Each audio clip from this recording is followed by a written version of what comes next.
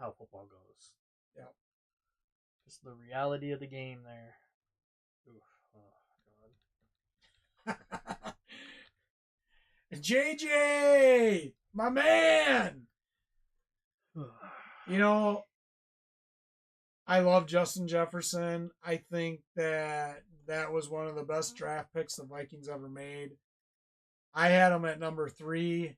That's gone down. I think it's you know I think it is gonna go. I don't know. I think it's gonna go down personally. I think that Darnold, well, first of all, if you haven't heard, McCarthy's out for the season. He had to have a meniscus completely repaired. He's going to miss the whole season this year. I really do think that McCarthy was going to be their starting quarterback, especially after how he played in the first preseason game. I've been watching their training camp. McCarthy's been lighting it up. Darnold's had an okay training camp. Darnold struggled today in their joint practice with the Browns. Here's the thing about Sam Darnold that I want to say, and I'll say it again. Every year they always talk about how great of a training camp that guy has. And every year when it comes to when the lights are on and the season starts and he's playing other teams, he never produces to his potential. And I don't think that there's any reason to believe it's going to change this year, even with JJ as his receiver. I'll be quite honest. I think that the Vikings, they need to bring in another quarterback now that they lost McCarthy. And I just hope that they don't do to JJ what they did to Randy Moss, because JJ is definitely going to be a Hall of Fame receiver for sure. This guy is just unbelievable to me. And yes, I know everybody can say, well, it shouldn't matter what court. Listen, it is going to matter, because we need a quarterback that's going to get the ball to our receivers and be accurate. Jefferson had the luxury of Kirk Cousins, one of the most accurate quarterbacks in NFL history. So it's going to be way different without Kirk. So the Vikings need to decide what they're going to do, especially now that they lost McCarthy. And I think that you got to watch closely with JJ. Obviously, he's a starter. You got to play JJ. They're going to have to throw the ball to him, right? He just signed a big contract. I'm not saying he's not going to have a tremendous season, right? I mean, he could have a really good season. He had over 1,000 yards in only 10 games last year. But I do think it all depends on who the quarterback ends up being. And I think that, initially, I think it's going to be a struggle, especially if Addison ends up missing any time at all. Because, yes, they got Jalen Naylor, who's showing that he could definitely be the wide receiver 3. Outside of Naylor, Brandon Powell hasn't, to me, proven himself. Sherfield from Buffalo hasn't proven himself. Tristan Jackson had an awesome first preseason game. I think he's done himself a favor, and he could definitely move his way up, just like Naylor did as well. But I think it's all going to depend on a couple things here for JJ. One, how does our running game do? Does Aaron Jones stay healthy? Are we able to run the ball to loosen up the coverage on JJ? I'm not convinced that that's going to happen. I'm on the borderline with that, because I still think their running backs are going to struggle. The other thing is that the running backs for the Vikings have issues with blocking. That's gonna hurt when it comes to protection. So that's why I think we need to seriously look at who we're going to be playing at quarterback, because I do not think Darnold is the answer, and I'm really hoping that sometime this week they bring somebody in. I don't care who it is. It could be Ryan Tannehill for all I care. I mean, he's the top free agent quarterback out there. I'd love. I heard about Derek Carr. He's definitely an improvement over Darnold, right? I think there's options out there, but I think Jefferson definitely is a number one receiver. I just think that his production is going to be really dependent on how accurate the quarterback is and who the quarterback is. Yeah, for me, after hearing the whole McCarthy news today, At best, I think Justin Jefferson is at the 10th spot. That's me personally, because I truly think those five guys underneath them are in a much better spot right now and are going to have better years, because Sam Darnold is going to stink up the field. So will Nick Mullins whenever he plays, because Darnold will not play a full season. He never has. Um, and yeah, the only way I could see Jefferson being in a spot like number 5 is if, like you said, we brought in someone like Tannehill. Even Derek Carr, I wouldn't even mind that if they could trade for him, or if they could somehow swindle like a deal with the Steelers somehow, if that would be possible for like a Fields. Yeah, I just think that the Vikings are going to struggle this year, especially if Darnold goes down. They didn't have faith in their backup quarterbacks last year in Hall and Mullins, because why else would they have brought in Josh Dobbs like they did? So I just think that the Vikings definitely have some holes to fill. Jordan Addison just got hurt. He's in a walking boot on crutches. Have no idea how serious it is. The coach has come out and said they don't think it's that serious, and he's just going to miss some practices. But who knows? I think that that's going to have a big impact as well, depending on how long Addison's going to be out. I'm just hoping that the Vikings realize that they need to bring in a quarterback, which I think they do. But hope only time will tell, and I'm hoping we hear something soon. Yeah, and I don't know if there's too many other options. And Tom Brady, if you're watching, dude, come out of retirement. You'd get a chance to play with Jefferson. I know you don't need the money, man.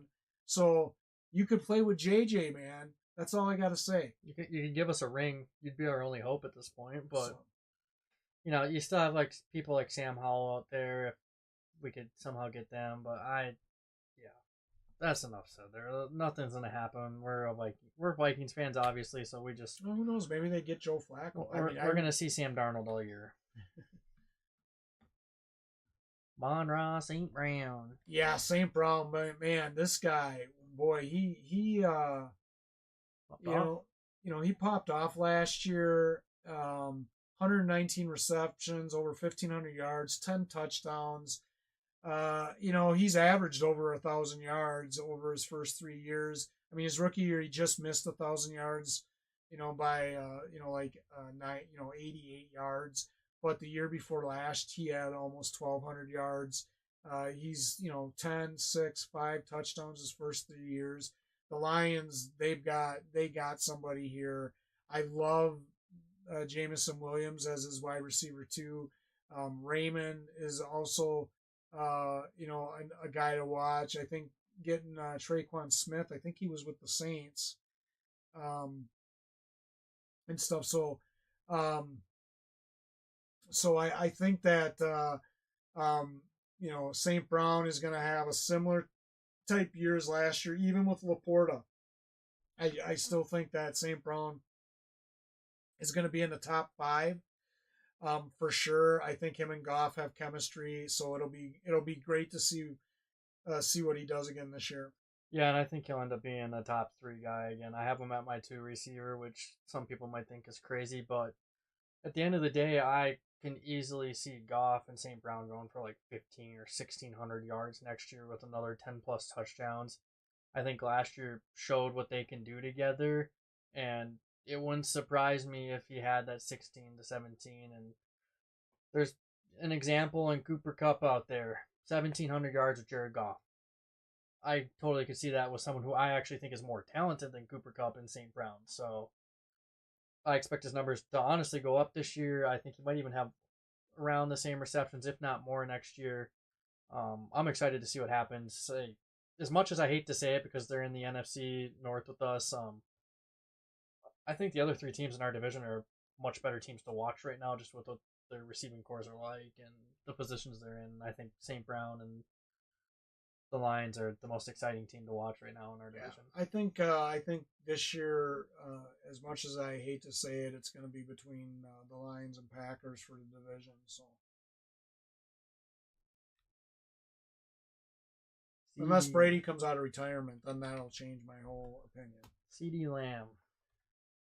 Yeah, I had Lamb at number 2. Um,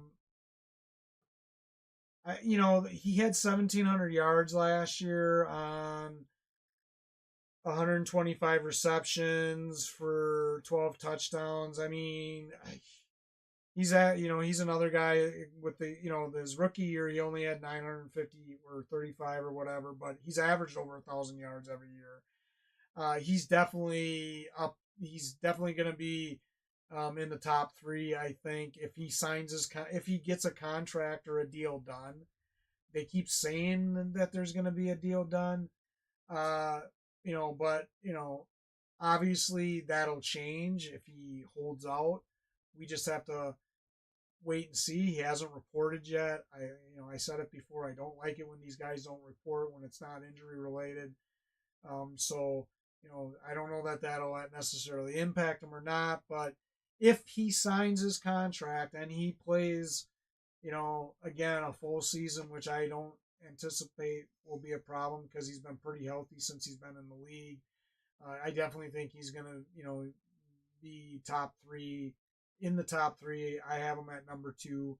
Um, obviously he's got chemistry with Dak and stuff. So he definitely is talented. Yeah, I think CeeDee's gonna fall off this year a little bit. Just relating to our quarterback talk, I think Dak Prescott is a quarterback of pattern, and I think this is gonna be a year where he struggles a little bit, and I think that'll impact how CeeDee performs as well. But I still think CeeDee will be top five. It's not gonna be like a major drop off, but he's not gonna post 1,700 yards this year. I think he'll probably be around the 1,400 yard with maybe 8 touchdowns if he's lucky. And I don't disagree with you, Wiggs, because the longer it takes them to sign the contract, I don't care what anybody says. You know, missing training camp for anybody, whether you're a rookie or you're a veteran, is never a good thing. So I don't disagree with you. I definitely could see him dropping off. But yeah, again, I see him falling for sure. But I still think he's talented enough to be top five. Jamar Chase. Yeah, Wiggs and I are a little bit different on this one. Hey, don't get me wrong. I like Jamar. I think the guy's talented. He only missed one game last year. The year before, he struggled. He missed four, but he still had over 1,000 yards that year. He's another guy that he's averaged over 1,200 yards each year. Even with that 1,000 yard season.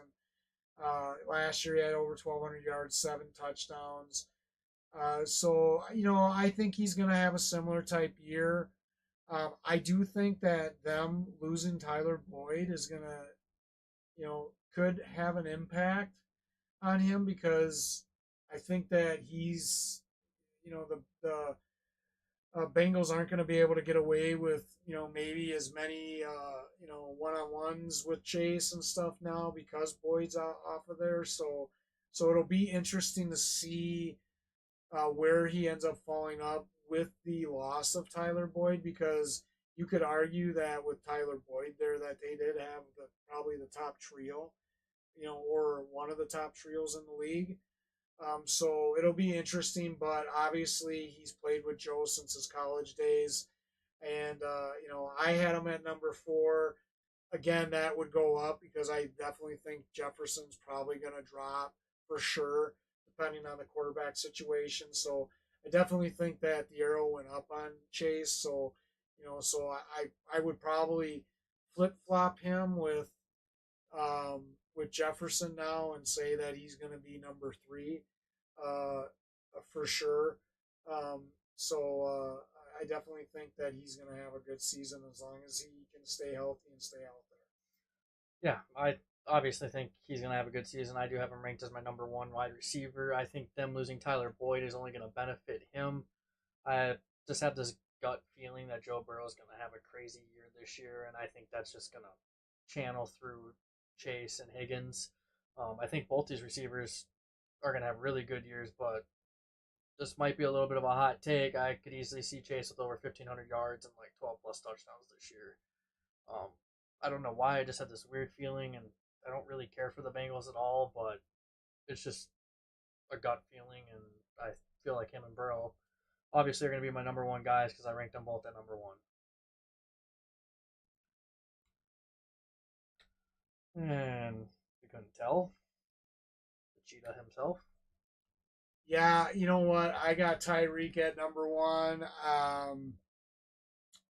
You know, Wiggs had him at three.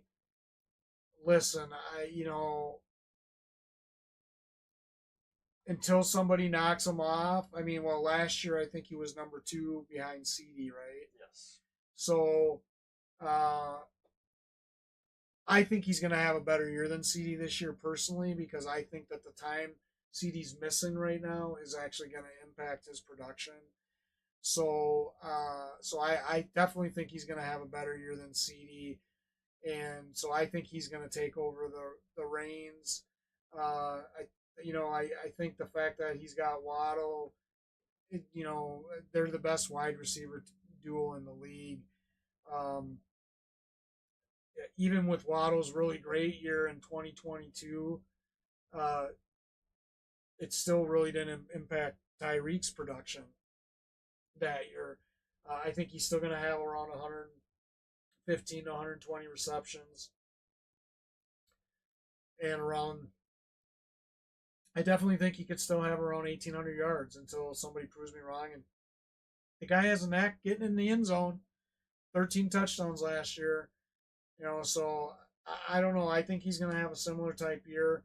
Maybe it drops off a little bit, but I don't know. I think the only way that that happens is if Tyreke misses, and he missed one, and that was with him missing one game last year. Oh yeah, that was his playoffs. Yeah. So,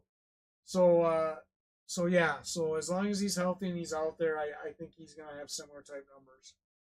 The only reason I ranked Tyreek at the three spot, I mean, he's easily a top three wide receiver in the league. The only reason I ranked him there is because I think Waddle is going to chip away just slightly at his production, and I just genuinely think that Chase and St. Brown are just going to have crazy years this year. But for me personally, I think Tyreek's probably going to be around 1,500 yards, but I think he's going to have around the same amount of touchdowns. He's, like you said, he's got an knack for getting in the end zone, and there's a lot of times where he just catches a ball and goes 50 plus yards for a TD, which again could be a good thing for his yards, but um, I don't know if I see 3 years of him being over 1,600 yards in a row. I think that'll honestly dwindle down to about 15, and I think Waddle will be around like 12 or 13 himself. But I think Tyreek's touchdown production will be about the same, if not maybe a few more. He has had a season of 15. I can totally see him having 15 touchdowns. The dude's a freak. But I don't have any knock against Tyreke. I think these top three guys, in my opinion, for my list between Tyreke, Chase, and St. Brown were pretty close overall.